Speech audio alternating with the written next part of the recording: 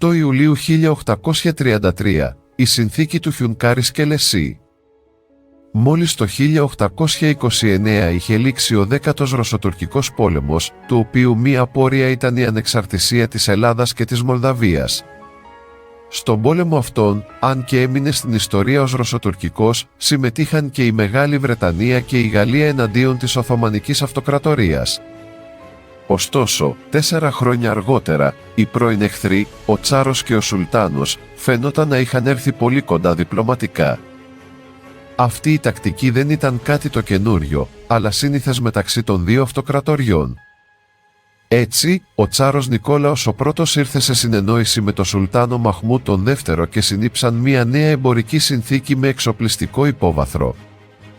Την περίοδο εκείνη ο Σουλτάνος βρισκόταν σε πόλεμο με τον αντάρτη κυβερνήτη της Αιγύπτου, τον Μεχμέτ Αλή, οπότε χρειαζόταν στρατιωτική ενίσχυση που κανείς Ευρωπαίος δεν ήταν πρόθυμος να του παράσχει.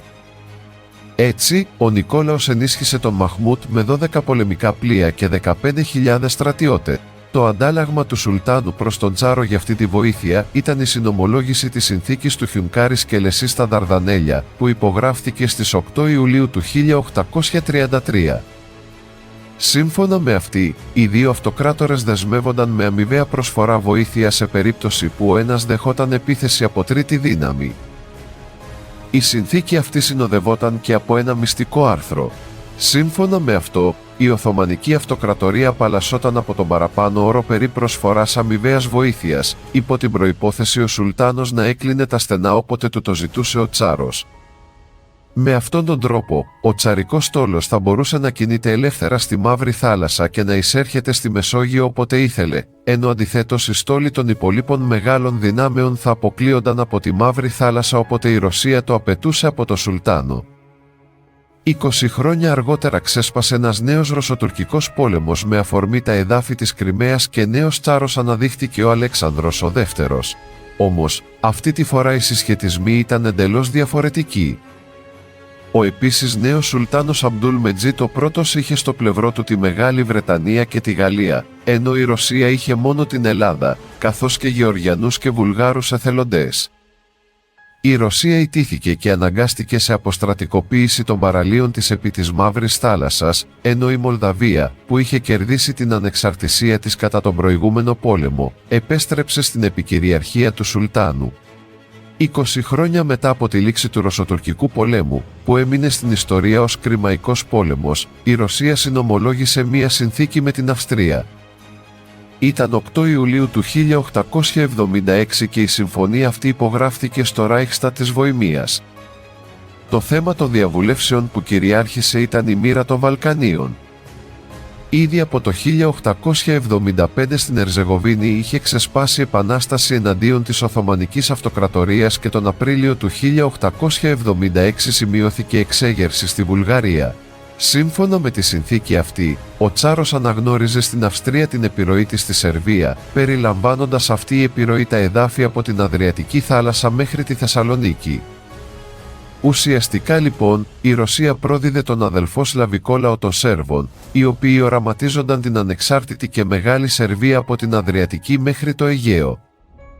Το αντάλλαγμα που θα λάμβανε η Ρωσία από την Αυστρία θα ήταν η υποστήριξη όλων των τσαρικών αξιώσεων για την ακύρωση των όρων της Συνθήκης των Παρισίων του 1856, με την οποία είχε τερματιστεί ο Κριμαϊκός πόλεμος.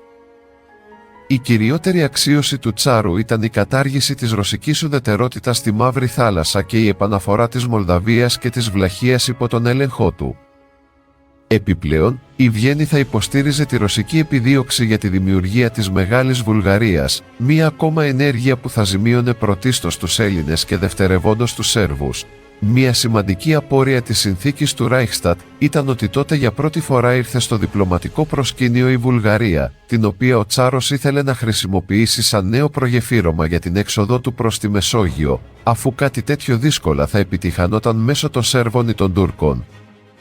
Επιπλέον, βάσει αυτής της συνθήκης, δημιουργήθηκαν νέοι συνασπισμοί κρατών που καθόρισαν τις αποφάσεις της επερχόμενης συνδιάσκεψης της Κωνσταντινούπολης. Απόρρια αυτής της συνδιάσκεψης ήταν το διπλωματικό αδιέξοδο που κατέληξε στο 12ο και τελευταίο Ρωσοτουρκικό πόλεμο, που ξέσπασε 3 μήνες μετά από τη λήξη της συνδιάσκεψης, τον Απρίλιο του 1877. Η σύραξη αυτή διήρκεσε 11 μήνες με νίκη των Ρώσων και τότε ανακηρύχθηκε η ανεξαρτησία της Ρουμανίας, ενώ δημιουργήθηκε η Μεγάλη Βουλγαρία.